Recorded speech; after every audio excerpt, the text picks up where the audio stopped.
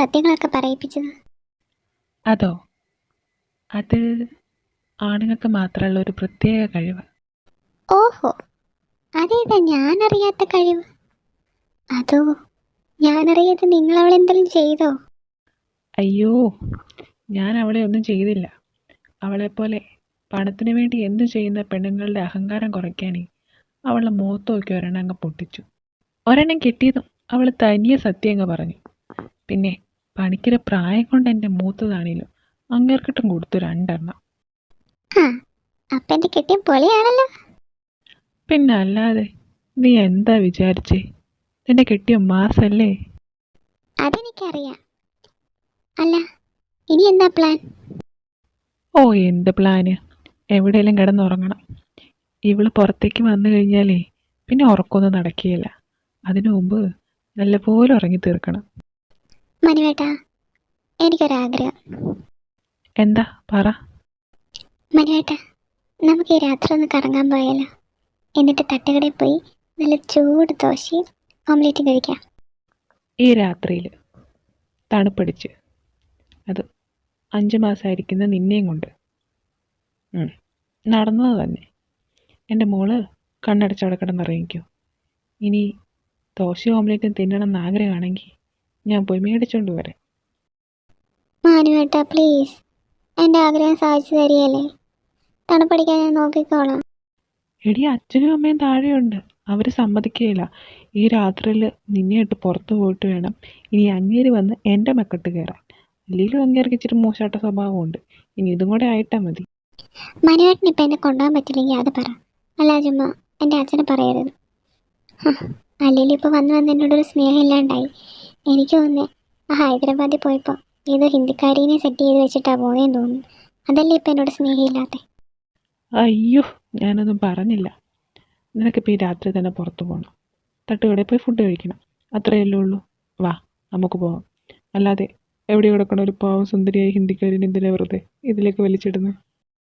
മനുവേട്ടാ, വേണ്ട വേണ്ട. മനു ജാനകിയും അവിടുന്ന് ഒച്ച വെക്കാതെ പതിയെ പതിയെ നടക്കാൻ തുടങ്ങി. മനുവേട്ടാ, ഇങ്ങനെ പോണ കാണുമ്പോഴേ എനിക്ക് തോന്നുക അന്ന് ഹോസ്റ്റലിൽ നിന്ന് മനുവേട്ടനെ എന്നെ ഇതുപോലെയല്ലേ ഇറക്കിക്കൊണ്ട് പോയത്. അല്ല, നമ്മളെന്താ ഒച്ച വെക്കാതെ പോകുന്നേ? എടി, ഒന്ന് പതുക്കെ പറ. അല്ല മനുവേട്ട, നമ്മളെന്തിനാ ഒച്ച വെക്കാതെ പോകുന്നേ? നിങ്ങളിപ്പോൾ എന്നെ കെട്ടിയോനല്ലേ? എടി പുത്തൂസേ, അച്ഛനും അമ്മയും എണീറ്റ് പോകാൻ സമ്മതിക്കുകയല്ല. ഓ, അതുകൊണ്ടാണോ? എന്നാ ഞാൻ ഒച്ച വെക്കാതെ വരാം. മനു ജാനകിയുടെ ആഗ്രഹത്തിന് അവളെയായി അവരുടെ ലോകത്തിലേക്ക്, അവരുടെ സന്തോഷത്തിലേക്കുമായി പോയി. ദേവു, നീ എന്താ കിടക്കാത്തെ? നീ എന്തോ കാര്യമായിട്ടുള്ള ആലോചനയിലാന്ന് തോന്നുന്നു. ഏയ്, ഒന്നുമില്ല ജിത്തുവേട്ടാ, ഉറക്കം വരുന്നില്ല. ജിത്തുവേട്ടൻ കിടന്നോ? ഇല്ല, നീ ഇല്ലാതെ ഞാൻ കിടക്കില്ല. എനിക്ക് നിന്നെയും കെട്ടിപ്പിടിച്ച് കിടക്കണം. അതേ, എൻ്റെ ജീവനാ വയറ്റി കിടക്കുന്നത്. നിനക്ക് ഉറക്കം വരുന്നില്ലെങ്കിലും എൻ്റെ കൊച്ചിന് ഉറക്കം വരുന്നുണ്ട്. അതുകൊണ്ട് നീ വന്ന് കിടക്കാൻ നോക്കി. ഓ, അപ്പം എന്നെപ്പറ്റി ചിന്തയില്ലല്ലേ? ആര് പറഞ്ഞില്ലെന്ന്? നീയും ഞാനും ഒന്നാണ്. എൻ്റെ പ്രാണനെ പറ്റി എനിക്ക് ചിന്തയുണ്ട്. അതൊരിക്കലും നഷ്ടപ്പെടാതെ എൻ്റെ കൂടെ ഞാൻ ചേർത്ത് നിൽക്കും. ദേവു, ഇത് നമ്മുടെ പുതിയ ജീവിതം. സങ്കടങ്ങളുടെ ആഴക്കടൽ നമ്മൾ ഒറ്റയ്ക്കാണ് നീന്തി കയറിയത്. ഇനി അങ്ങനെയല്ല. ഒരുമിച്ച് എത്ര വലിയ പ്രശ്നവും നമ്മൾ നേരിടും. ഇനി ജിത്തുവിൻ്റെ ലൈഫിൽ എന്ത് തീരുമാനം എടുക്കണമെങ്കിലും ദേവുവിൻ്റെ സമ്മതം വേണം. ശ്രീജിത്ത് ഒറ്റയ്ക്കെടുത്ത തീരുമാനമെല്ലാം തെറ്റിയിട്ടേ ഉള്ളൂ. ഇനി അങ്ങനെ ഉണ്ടാവരുത്. ഇനി നീയും നമ്മുടെ കുഞ്ഞുമാണ് എൻ്റെ ശരികൾ. ജിത്തുവേട്ടാ, നമുക്കൊരു ആൺകുഞ്ഞായ നമുക്കവന് ദേവജിത്ത് എന്ന് പേരിടാം. ദേവജിത്ത്, അത് നല്ല പേരാ. അതെന്താ ആൺകുഞ്ഞ് തന്നെ വേണമെന്ന് നീ പറയുന്നേ? ജിത്തുവേട്ടൻ സത്യങ്ങളൊക്കെ മനസ്സിലാക്കി എന്നേലും തിരിച്ചു വരുമെന്നറിയായിരുന്നു. പക്ഷേ മുന്നോട്ടേക്കുള്ള ജീവിതത്തിൽ ഒറ്റയ്ക്കാവുന്നൊരു തോന്നൽ എനിക്കുണ്ടായിരുന്നു. അതിന് ഒരു താങ്ങായി ഒരു മോനുണ്ടാവണമെന്ന് ഞാൻ ആഗ്രഹിച്ചു. അതുകൊണ്ടാണ്. ദേവു, ഇനി എന്നും താങ്ങായി തണലായി ഞാൻ നിൻ്റെ കൂടെ ഉണ്ടാകും. എൻ്റെ പഴയ ജീവിതം ഇനി ഒരിക്കലും തിരിച്ചു കൊണ്ടുവരാൻ ഞാൻ ആഗ്രഹിക്കുന്നില്ല. പണത്തിന് വേണ്ടി സ്വന്തം മാനം വിറ്റ് ജീവിക്കുന്നവർ മുതൽ അച്ഛനെയും അമ്മേനെയും ഭാര്യേനെയും കൊല്ലുന്നവരുടെ ലോകത്താണ് നമ്മളെല്ലാവരും ജീവിക്കുന്നത്. ഈ ലോകത്തിൽ എൻ്റെ സാഹചര്യം എൻ്റെ പണത്തിനോട് ആർത്തിയുള്ള മനുഷ്യനാക്കി. അത് തിരിച്ചറിയാൻ നീ എൻ്റെ ലൈഫിലേക്ക് വരേണ്ടി വന്നു. ഒരുപക്ഷെ നിന്നെപ്പോലെ നല്ലൊരു ഭാര്യേനെയും മനുവിനെപ്പോലെ നല്ലൊരു സുഹൃത്തും ഇല്ലായിരുന്നെങ്കിൽ ജീവിതം എന്ന പരീക്ഷണത്തിൽ ശ്രീജിത്ത് വർമ്മ തോറ്റുപോയേനെ. എലീന എന്ന നാശത്തെ ഞാൻ തന്നെ എൻ്റെ ലൈഫിലേക്ക് വലിച്ചു കയറ്റിയത്. ചതിയും സ്നേഹവും തിരിച്ചറിയാൻ പറ്റാത്ത അധപതിച്ചൊരു ജീവിതമാണ് എൻ്റെത്. എന്നെ എല്ലാവരും തെറ്റുകാരനായിട്ട് മാത്രമേ കാണുകയുള്ളൂ. എൻ്റെ മനസ്സിലെ സങ്കടവും വിഷമവും ആരും തിരിച്ചറിയില്ല. നിന്നോട് ഞാൻ അത്രയ്ക്ക് വലിയ തെറ്റാണ് ചെയ്തത്. ജിത്തുവേട്ടാ, ഇവിടെ ജിത്തുവേട്ടനെ മാത്രമായിട്ടല്ല കുറ്റപ്പെടുത്തുന്നത്. ഞാൻ പോലും ഇവിടെ തെറ്റുകാരിയാണ് എല്ലാവരും പറയുന്നത്. എൻ്റെ ജിത്തുവേട്ടനെ ഞാൻ മനസ്സിലാക്കിയ പോലെ ഇത് കാണുന്ന ആരും മനസ്സിലാക്കിയിട്ടില്ല. എത്രയൊക്കെ തിരുത്താൻ നമ്മൾ ആഗ്രഹിച്ചാലും ഈ ലോകം, ഇവിടുത്തെ സമൂഹം നമ്മളെ തെറ്റുകാരായി കാണത്തുള്ളൂ. ജിത്തുവേട്ടൻ എന്നെ ഇവിടെ നിന്ന് ഇറക്കി വിട്ട് കഴിഞ്ഞപ്പോൾ ആദ്യം കുറച്ച് നാൾ എനിക്ക് ജീവിക്കേണ്ടെന്നായിരുന്നു. പക്ഷേ മനുവേട്ടൻ വന്ന് കാര്യങ്ങളെല്ലാം വ്യക്തമായി പറഞ്ഞപ്പോഴാണ് ജിത്തുവേട്ടൻ ഇവിടെ തെറ്റുകാരനല്ലെന്ന് എനിക്ക് മനസ്സിലായത്. സമൂഹം എന്ന ചട്ടക്കൂടിനുള്ളിലാണ് ഞാൻ വളർന്നത്. അതുകൊണ്ട് തന്നെ കുറേ പരിധികൾ എനിക്കുണ്ടായിരുന്നു. അച്ഛൻ എൻ്റെ ഇഷ്ടത്തിന് സമ്മതിച്ചെങ്കിലും അമ്മ എന്നെ ആ പരിധിക്കുള്ളിലാണ് വളർത്തിയത്. അന്ന് അമ്മ പറഞ്ഞ കാര്യങ്ങൾ എന്നെ ഒത്തിരി വിഷമിപ്പിച്ചു. പക്ഷേ എൻ്റെ അമ്മ വളർന്നത് അടുക്കള എന്ന 4 ജോലികൾക്കുള്ളിലാണ്. ആ ഒരു രീതിയിൽ തൻ്റെ മകളെപ്പറ്റി കേട്ട ഏതൊരമ്മയും പെട്ടെന്ന് അങ്ങനെ പ്രതികരിക്കുകയുള്ളൂ. അച്ഛൻ വന്നതിനു ശേഷം അമ്മ ലോകം എന്തെന്ന് അറിഞ്ഞു തുടങ്ങിയത്. എന്നാലും സമൂഹം എന്ന അക്രമകാരിയെ അമ്മയ്ക്ക് പേടിയായിരുന്നു. അതുകൊണ്ട് അതിൽ നിന്നും മാറ്റിപ്പിടിക്കാൻ പലതവണ ശ്രമിച്ചിട്ടുണ്ട്. പക്ഷേ അതിൽ നിന്നൊരു മോചനം നേടിത്തന്ന അച്ഛനായിരുന്നു. ജിത്തുവേട്ടൻ്റെ അമ്മയൊക്കെ ഇവിടെ തെറ്റുകാരായിരുന്നേ ഞാൻ ആർക്കും വേണ്ടി കാത്തു നിൽക്കാതെ എൻ്റെ കുഞ്ഞിനെയായിട്ട് ഞങ്ങളുടേതായ ലോകത്തേക്ക് പോകുമായിരുന്നു. എലീനയായിട്ടുള്ള തെറ്റായ ബന്ധത്തിൽ പോയിട്ടില്ലെന്നും എനിക്കറിയായിരുന്നു. അങ്ങനെ ചെയ്തായിരുന്നെങ്കിൽ അന്ന് രാത്രി ജിത്തുവേട്ടൻ എന്നെ അടുത്തേക്ക് വരില്ലായിരുന്നു. ജിത്തുവേട്ടൻ കെട്ടിത്തന്ന ഈ താലി അത് കാത്തു സൂക്ഷിക്കേണ്ടത് ഞാൻ. ആ ജിത്തുവേട്ടനെ ഒരിക്കലും ഞാൻ എലീന എന്ന ചതിയുടെ മുന്നിലേക്ക് ഇട്ടുകൊടുക്കുകയില്ല. വീട്ടുകാരുടെ ഇഷ്ടത്തിന് കല്യാണം കഴിച്ച് വരുന്ന എല്ലാവരുടെയും ലൈഫിൽ സ്നേഹവും വഴക്കും പ്രശ്നങ്ങളും സങ്കടവും സന്തോഷവും തെറ്റിദ്ധാരണയും എല്ലാം ഉണ്ടാകും. അല്ലാതെ ഒരിക്കലും ഒരു ലൈഫും പെർഫെക്റ്റ് ആവില്ല. എൻ്റെ ജിത്തുവേട്ടൻ സത്യസന്ധമായിട്ടാണ് തെറ്റ് മനസ്സിലാക്കി എൻ്റെ അടുത്ത് വന്നതും എന്നോട് മാപ്പ് ചോദിച്ചതും. ആ സാഹചര്യത്തിൽ ഞാൻ ജിത്തുവേട്ടൻ്റെ കൂടെ നിന്ന് സപ്പോർട്ട് ചെയ്യുകയാണ് വേണ്ടത്. അല്ലാതെ തള്ളിപ്പറഞ്ഞാൽ അത് നമ്മൾ കാരണം അവരുടെ നാശത്തിന് കാരണമാവും. ഞങ്ങളിതിപ്പോൾ ഇവിടെ പറയാൻ കാരണം എഡിറ്റർ കണ്ട കുറച്ച് കമൻസാണ്. അതിൽ എന്നെയും ദേവുവിനെയും വളരെ ബാഡ് ക്യാരക്ടറായിട്ടുള്ളവരാണ് പറയുന്നത്. ഈ സ്റ്റോറിയുടെ തുടക്കത്തിൽ തന്നെ എഡിറ്റർ വ്യക്തമായിട്ട് പറയുന്നുണ്ട് ഞാൻ എങ്ങനെയാണെന്നും ദേവു എങ്ങനെയാണെന്നും. അതുകൊണ്ട് തന്നെ എൻ്റെയും ദേവുവിൻ്റെ ലൈഫിലേക്ക് തലയിടാൻ വരണ്ട. ദേവു രണ്ടാമതൊരു അവസരമല്ല എനിക്ക് തന്നത്. ഞങ്ങൾ ഇവിടെ പുതിയൊരു ജീവിതം തുടങ്ങുകയാണ് ചെയ്തത്. ഞങ്ങൾക്ക് സമൂഹത്തെ ഒന്നും ബോധ്യപ്പെടുത്തേണ്ട കാര്യമില്ല. ഞങ്ങൾ തമ്മിലുള്ള പരസ്പര വിശ്വാസം മതി. ഇനി മതി ജിത്തുവേട്ടാ, സമയം ഒരുപാടായി, ഇനി കിടക്കാൻ നോക്ക്. അതും പറഞ്ഞ് ജിത്തുവും ദേവും കിടന്നു.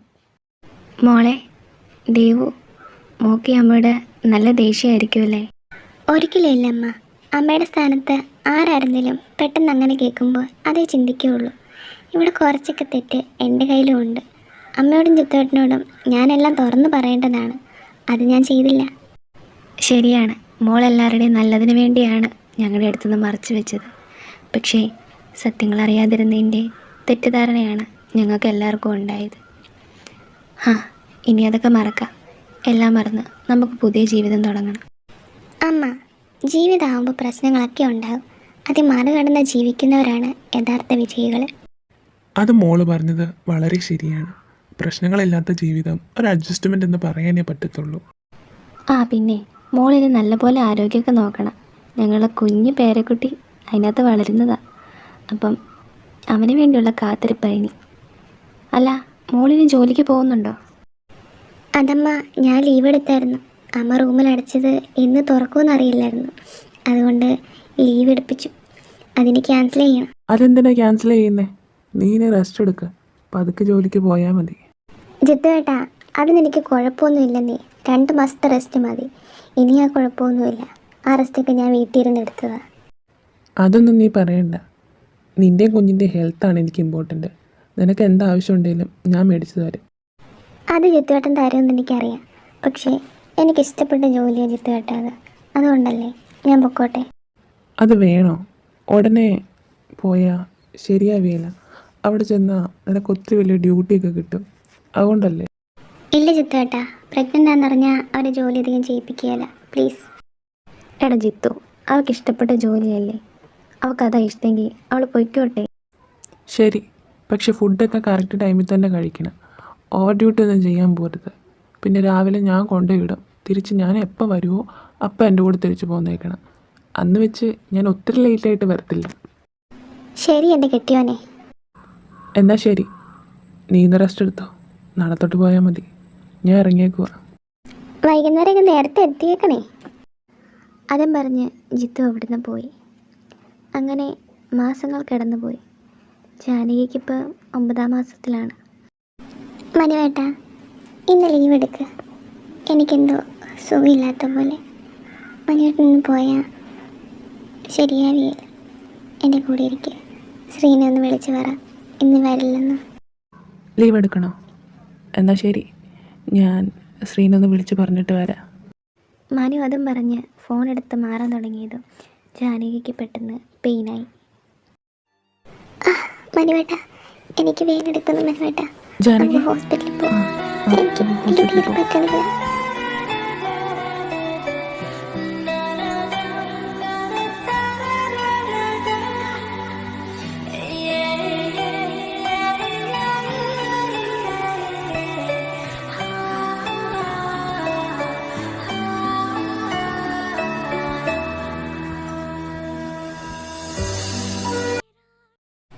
അങ്ങനെ ജാനകി ചേച്ചി ആഗ്രഹിച്ച പോലെ ദൈവം ഒരു പെൺകുഞ്ഞിനെ തന്നെ കൊടുത്തു. നമുക്കും നമ്മുടെ ആഗ്രഹം പോലെ ഒരാൺകുഞ്ഞായാൽ മതിയായിരുന്നു. നീ ആഗ്രഹിച്ച പോലെ തന്നെ ഒരാൺകുഞ്ഞാവും നീ. പിന്നെ നീ ഇനി ജോലിക്കൊന്നും പോകണ്ട. ഇപ്പം തന്നെ 7ാം മാസമായില്ലേ. ഇനി ഹോസ്പിറ്റലിൽ പോയി കഷ്ടപ്പെടുകയൊന്നും വേണ്ട, കേട്ടല്ലോ. ആ ശരി ജിത്തുവേട്ടാ. പിന്നെ അച്ഛനും അമ്മയും വിളിച്ചിട്ടുണ്ടായിരുന്നു. ഇനി അങ്ങോട്ട് ചെല്ലാൻ പറഞ്ഞു. 7ാം മാസത്തിലെ ചടങ്ങ് നടത്തണമെന്നും പറഞ്ഞു. ഇവിടെ അച്ഛനോടും അമ്മയോടും പറഞ്ഞപ്പോൾ ജിത്തുവേട്ടൻ്റെ സമയം പോലെ അടുത്ത ആഴ്ച നില നടത്താമെന്ന് പറഞ്ഞു. നീ പോയാൽ ഞാനിവിടെ ഒറ്റയ്ക്കാവൂടി. ഈ ചടങ്ങ് നടത്താതിരിക്കാൻ വല്ല മാർഗമുണ്ടോ? ആണോ? ഞാൻ പോയാൽ വിഷമാവുമോ? ഇതൊക്കെ പണ്ട് തൊട്ട് നടത്തി വരുന്ന ചടങ്ങല്ലേ. പിന്നെ പോയി കഴിഞ്ഞാൽ തിരിച്ചു വരുമ്പോൾ ഞാനും നമ്മുടെ കുഞ്ഞും കൂടെ കാണില്ലേ. അതുമല്ല, ജിത്തുവേട്ടൻ എന്നെ കാണാൻ തോന്നുമ്പം എപ്പോൾ വേണേലും അങ്ങോട്ട് വരത്തില്ലേ.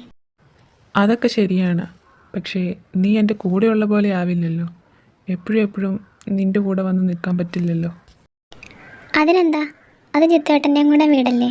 അതുമല്ല, എനിക്ക് കാണണം തോന്നിയാൽ ഞാൻ വിളിക്കും. എപ്പോഴാണേലും അങ്ങോട്ട് എത്തിയേക്കണം, കേട്ടല്ലോ. അത് നീ പറയാതെ തന്നെ ഏത് പാതിരാത്രിക്കാണേലും ഞാൻ അവിടെ എത്തിയിരിക്കും. എന്നാൽ നീ കിടന്നുറങ്ങാൻ നോക്ക്. സമയം ഒരുപാടായി.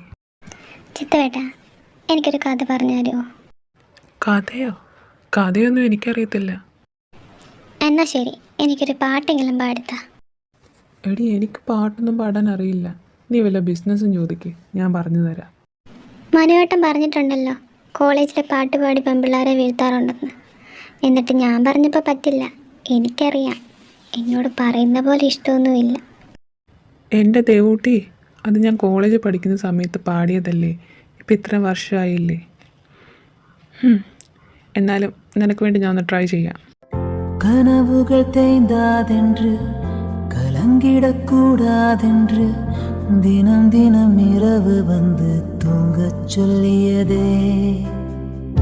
எனக்கென உன்னை தந்து உனக்கிரு கண்ணை தந்து அதன் வழி எனது காணா காணச் சொல்லியது. நீ அடம் பிடித்தாலும் அடங்கி போகின்றே. உன் மடி மெத்தை மேல் மடங்கிக் கொள்கின்றே.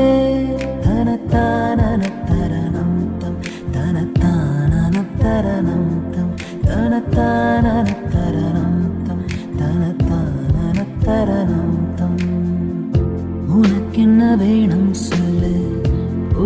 இடத்தை காட்டச் சொல்லு, புது இடம் புது மேகம் தேடி போவோமே. பிடித்ததை வாங்கச் சொல்லு, வெறுப்பதை நீங்கச் சொல்லு, புது வெள்ளம் புது ஆறு நீந்தி பார்ப்போமே. இருவரின் பகல் இரவு, ஒரு வெயில் ஒரு நிலவு, தெரிந்தது தெரியாதது பார்க்க போறோமே.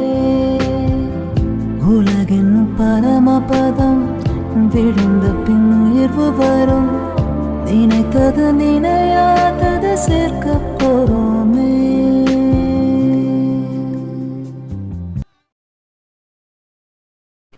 ജിത്തേട്ടാ, ജിത്തേട്ടാ, എഴുന്നേറ്റേ.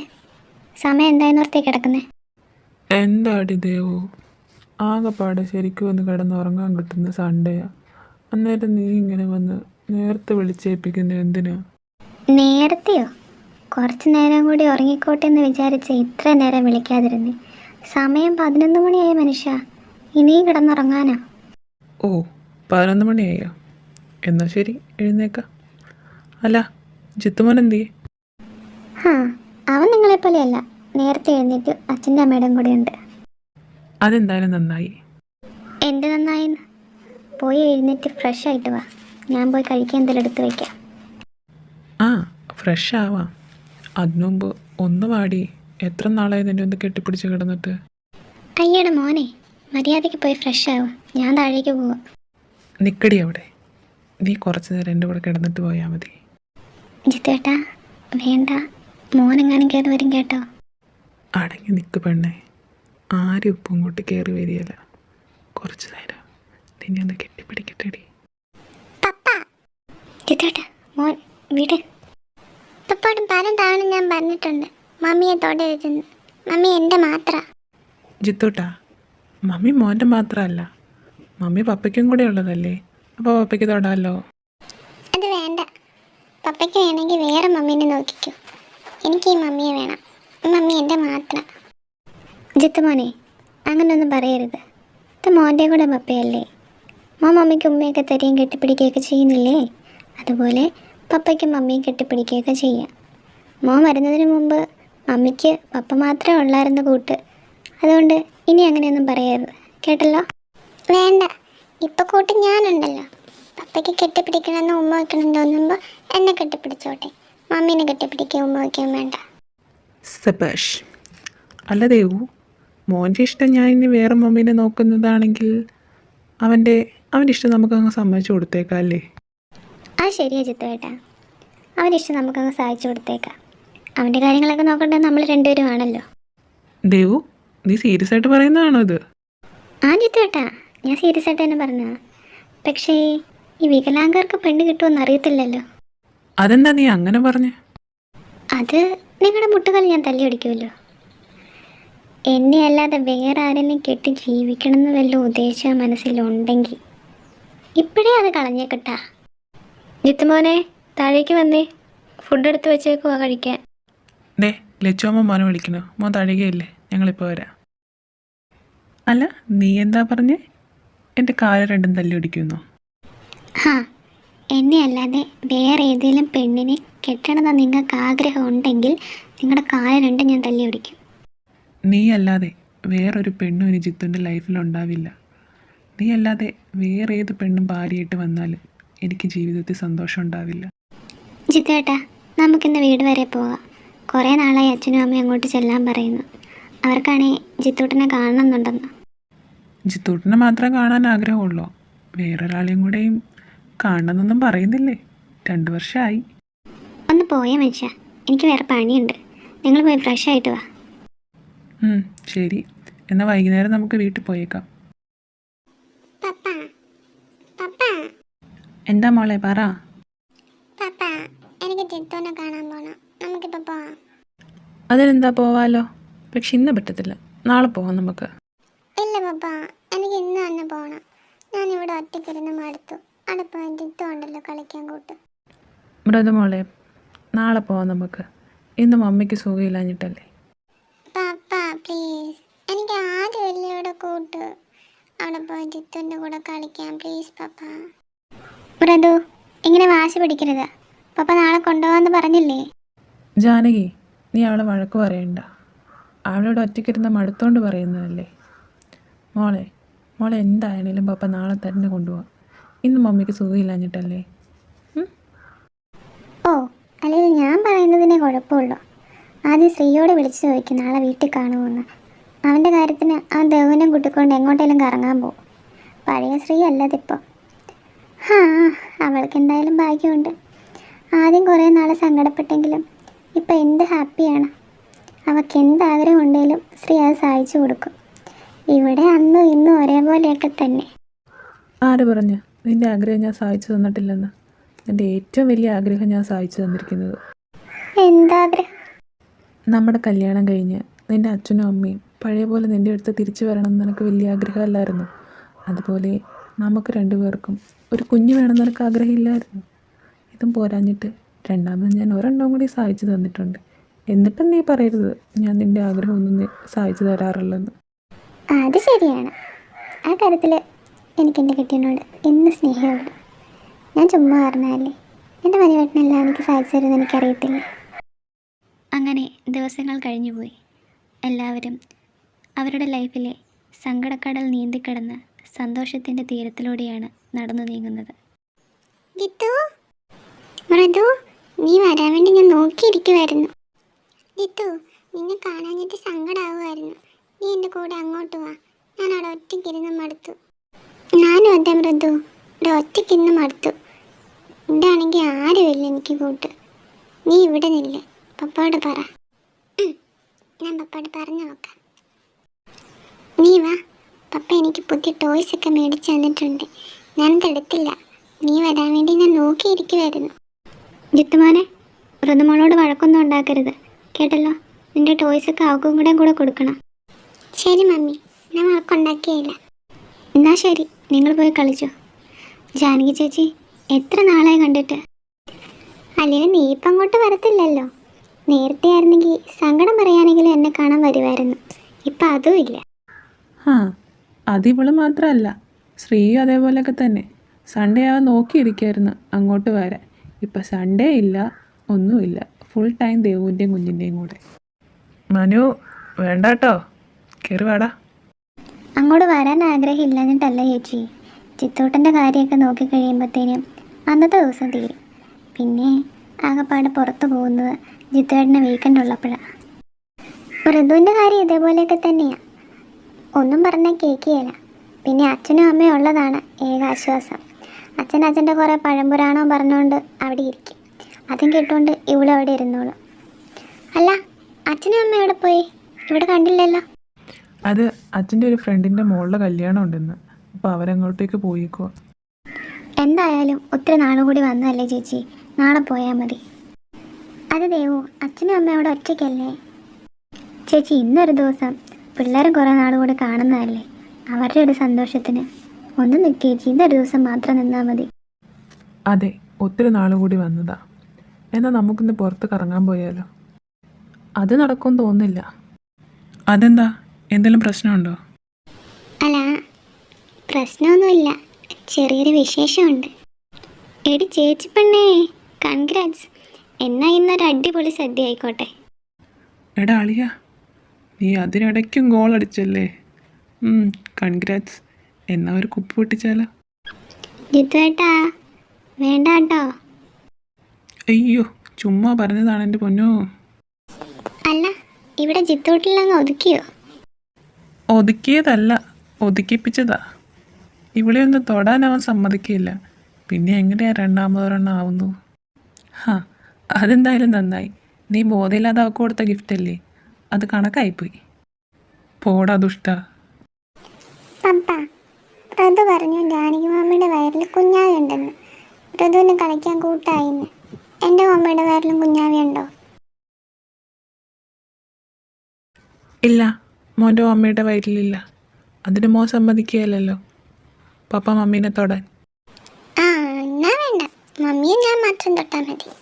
എനിക്ക് കളിക്കാൻ കൂട്ടും മൃദു മതി. മൃദുവിൻ്റെ അടുത്ത് ഞാൻ പോയി കളിച്ചോളാം. ആ, ഇതാണ് എൻ്റെ ഇപ്പോഴത്തെ അവസ്ഥ. ആരോട് പറയാൻ? അത് സാരമില്ല, നീ അവളോട് ചെയ്തതിൻ്റെ ചെറിയൊരു ശിക്ഷ കിട്ടിയെന്ന് മാത്രം നീ ചിന്തിച്ചാൽ മതി. മക്കളെ വഴക്കുണ്ടാക്കാതെ കളിക്കണം കേട്ടോ. ആ ലച്ചുമ്മ, നിങ്ങൾ വക്കുണ്ടാക്കാൻ കളിച്ചോളാം. ജാനകി മോളെ, എനിക്കിപ്പോൾ ഒത്തിരി സന്തോഷമായി. എത്ര നാളത്തെ നിങ്ങളുടെ സങ്കടത്തിന് ശേഷം മൃദുവിനെ കിട്ടിയത്. ദാ ഇപ്പോൾ ആ സന്തോഷം ഇരട്ടിയാക്കാൻ രണ്ടാമതൊരാളും കൂടെ. അതെ അമ്മേ, ഈ ജീവിതം മുഴുവൻ ഞാനും മനുവേട്ടനും ഒറ്റയ്ക്ക് ജീവിച്ച് തീർക്കുമെന്നാണ് വിചാരിച്ചേ. ആരുമില്ലാതിരുന്ന ഞങ്ങൾക്ക് ഇപ്പോൾ എല്ലാവരുമായി. ഈശ്വരന് ഒരുപാട് നന്ദിയുണ്ട്. എൻ്റെ 2 മക്കളെ ഓർത്ത് ഞാൻ ഇന്നും അഭിമാനിക്കുന്നുണ്ട്. കാരണം ഒത്തിരി കഷ്ടപ്പെട്ടിട്ടാണേലും എവിടെയാണേലും വിജയം നിങ്ങൾക്കായിരുന്നു. 2 സാഹചര്യത്തിൽ നിന്ന് വിവാഹം കഴിച്ച് വന്നവരാണ് നിങ്ങൾ. 1, വീട്ടുകാരെ എതിർത്ത് ഒരുമിച്ച് ജീവിക്കാൻ തുടങ്ങിയത്. 2, വീട്ടുകാരുടെ സമ്മതത്തോടെ ഒരുമിച്ച് ജീവിക്കാൻ തുടങ്ങിയവർ. അതിൻ്റേതായ സങ്കടങ്ങൾ നിങ്ങൾ 2 പേരും അനുഭവിച്ചവരാണ്. 2 മനസ്സുകൾ തമ്മിലുള്ള ഇഷ്ടം നോക്കാതെ ജാതിയുടെയും മതത്തിൻ്റെയും വർഗത്തിൻ്റെയും പേരിൽ സ്വന്തം മകനെന്നോ മകളെന്നോ നോക്കാതെ അവരെ ജീവനോടെ കൊല്ലുന്ന എത്രയോ വീട്ടുകാർ നമ്മുടെ ഇടയിലുണ്ട്. അവൾ അവൻ്റെ കൂടെ ജീവിച്ച നാട്ടുകാരെന്ത് ചിന്തിക്കും എന്ന ചിന്തയിൽ അഭിമാനത്തിൻ്റെ പേര് സ്വന്തം മകളുടെ അല്ലെങ്കിൽ മകൻ്റെ ജീവിതം ഇല്ലാതാക്കുന്നതാണ് ഇന്നത്തെ കാലം. ഇങ്ങനെ ജീവനോടെ സ്വന്തം മക്കളെ കൊല്ലുമ്പോൾ അവൾ അല്ലെങ്കിൽ അവൻ ഒരുമിച്ച് ജീവിച്ച അവരെത്രത്തോളം സന്തോഷകരമാകുമെന്നൊന്നും ചിന്തിക്കുന്നില്ല. അവൾ അവൻ്റെ കൂടെ എന്നും സന്തോഷത്തോടെ ജീവിക്കുമെങ്കിൽ ഏത് ജാതിയായാലും എന്താ, ഏത് മതമായാലും എന്താ, നാട്ടുകാർ എന്ത് വേണേലും പറയട്ടെ എന്ന് ചിന്തിക്കുന്നവരായിരുന്നെങ്കിൽ നമ്മുടെ ഇടയിൽ ജാതിയുടെ പേരിൽ മരിച്ചവരുടെ വീടുകളിൽ ഇന്ന് എത്രയോ സന്തോഷകരമായേനെ. അതുപോലെ തന്നെ വീട്ടുകാരുടെ ഇഷ്ടത്തിന് വിവാഹം കഴിച്ചു വരുന്നവരുടെയും പെൺകുട്ടികളുടെ അച്ഛനും അമ്മയും അവൾക്കവിടെ ഒരു കുറവും ഉണ്ടാകരുതെന്ന് കരുതി കൊടുക്കുന്നതാണ് സ്ത്രീധനം. ആ കൊടുക്കുന്ന ഓരോ സ്ത്രീധനത്തുകയിലും ഓരോ പെൺകുട്ടിയുടെയും ജീവന് തുല്യമാണ്. അതിൻ്റെ അളവ് കൂടുമ്പോൾ അവളുടെ ആയുസിൻ്റെ ദൈർഘ്യം കൂടും, അളവ് കുറയുമ്പോൾ അവളുടെ ആയുസിൻ്റെ ദൈർഘ്യം കുറയും. കല്യാണം കഴിഞ്ഞ് ആദ്യം കുറേ നാൾ നിങ്ങളുടെ ലൈഫിൽ സങ്കടകരമായിരുന്നു. പക്ഷേ സ്ത്രീധനമൊന്നുമില്ലാതെ ഏത് ജാതിയായാലും ഏത് മതമായാലും ജീവിക്കാൻ പറ്റുമെന്ന് നിങ്ങളിപ്പോൾ തെളിയിച്ചു കാണിച്ചു. 2 മനസ്സുകൾ തമ്മിലുള്ള പരസ്പര വിശ്വാസവും സ്നേഹവും മതി ഇന്ന് ഇതൊന്നുമില്ലാതെ നമുക്ക് ജീവിക്കാൻ പറ്റും. ഒത്തിരി സന്തോഷമായി മക്കളെ. എൻ്റെ ലൈഫിൽ കിട്ടിയ ഏറ്റവും വലിയ ഗിഫ്റ്റ് ആരെന്നറിയോ? അതെൻ്റെ ലക്ഷ്മിയാണ്.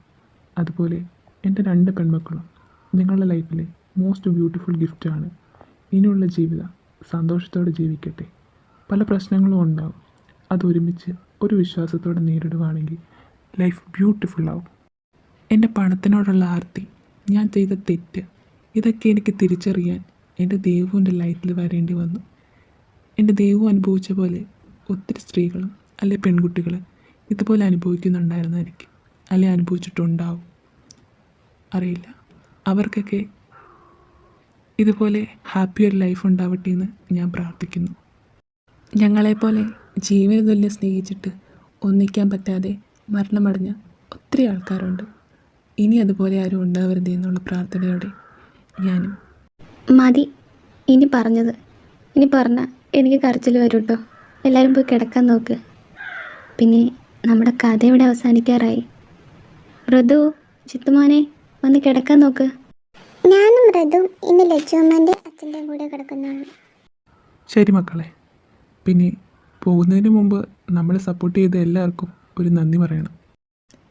അതെ, എല്ലാവർക്കും ഒത്തിരി താങ്ക്സ് ആണ് ഞങ്ങളെ സപ്പോർട്ട് ചെയ്തതിന്. ഇനി ഇടയ്ക്കിടയ്ക്ക് ഞങ്ങൾ ഓർക്കുന്നുള്ള വിശ്വാസത്തിൽ ഞങ്ങൾ പോയേക്കുവാണ്. മതി പറഞ്ഞത്. എനിക്ക് സങ്കടമാവുന്നുണ്ട്. എനിക്കും എല്ലാവരെയും വിട്ട് പോകണമെന്ന് ആഗ്രഹമില്ല. പക്ഷേ നമ്മുടെ സ്റ്റോറി ഇത്രയേ ഉള്ളൂ. ദേവു, ഇത് നമ്മുടെ സ്റ്റോറിയായിരുന്നു. ഇവിടെ നമ്മൾ അനുഭവിച്ച സങ്കടങ്ങളും അത് പിന്നെ സന്തോഷമായി മാറിയതും ഒക്കെ. പക്ഷേ തീരാൻ പോവാന്നറിഞ്ഞപ്പോൾ വല്ലാത്തൊരു സങ്കടം. എന്തിനാ ചിത്രമായിട്ട് സങ്കടപ്പെടുന്നേ? നമ്മുടെ സ്റ്റോറി ഇവിടെ തീരാൻ പോവല്ലല്ലോ. ഇവിടെ നിന്നാണ് നമ്മുടെ തുടക്കം. നമ്മളെ സപ്പോർട്ട് ചെയ്ത എല്ലാവരുടെയും മനസ്സിൽ ഇന്നും നമ്മളുണ്ടാവും ദേവജിത്തായിട്ട്. അല്ല, എന്തായാലും ഇരുത്തുമ്പോൾ കൂടി അന്ന് ബോധമില്ലാതെ ചെയ്ത് തെറ്റ് ഇന്ന് ബോധത്തോടെ ചെയ്യാൻ തോന്നുന്നു. എന്താ? മിണ്ടാതെ കിടക്ക വേണ്ടേ? അതിനു മുമ്പ് എല്ലാവരോടും ഒരു ബൈ പറഞ്ഞില്ല. Good bye all. See you again. எனதுறவே எனதுறவே கடவுளை போல் நீ முளைத்தால் நெடும் ஜாலையில் படும் பாதம் போல் சேர்கிறேன் வாழும் காலமே வரும் நாட்களே தரும் பூக்களே நீளுமே காதல் காதல் வாசமே ஓ ஓ ஓ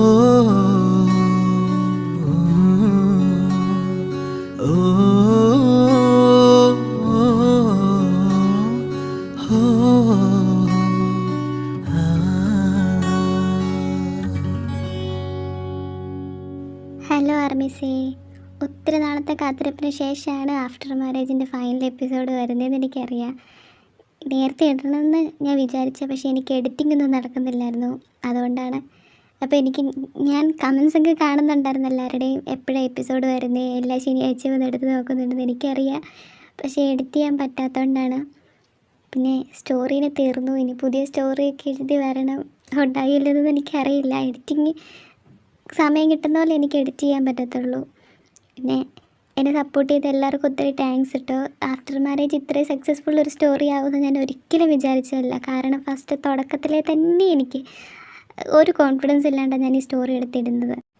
കാരണം ഞാൻ ഈ സ്റ്റോറി എഴുതി എഡിറ്റിങ്ങൊക്കെ കഴിഞ്ഞപ്പോഴത്തേനും കുക്കിൻ്റെ FF മതി, ജി കുക്കായ ഞങ്ങളെ കാണിയല്ല, ചാനൽ അൺസബ്സ്ക്രൈബ് ചെയ്യുമെന്നൊക്കെ പറഞ്ഞപ്പോഴത്തേനും എനിക്ക് ഈ സ്റ്റോറി ഇടണമെന്ന് ഒട്ടും എന്താ പറയുന്നത്, ഞാൻ ഇട്ടാൽ എനിക്ക് വലിയ സക്സസ് ആവില്ലെന്നുള്ളൊരു ടെൻഷനിലൂടെയാണ് ഞാൻ ഫസ്റ്റ് ഈ സ്റ്റോറി ഇടുന്നത്.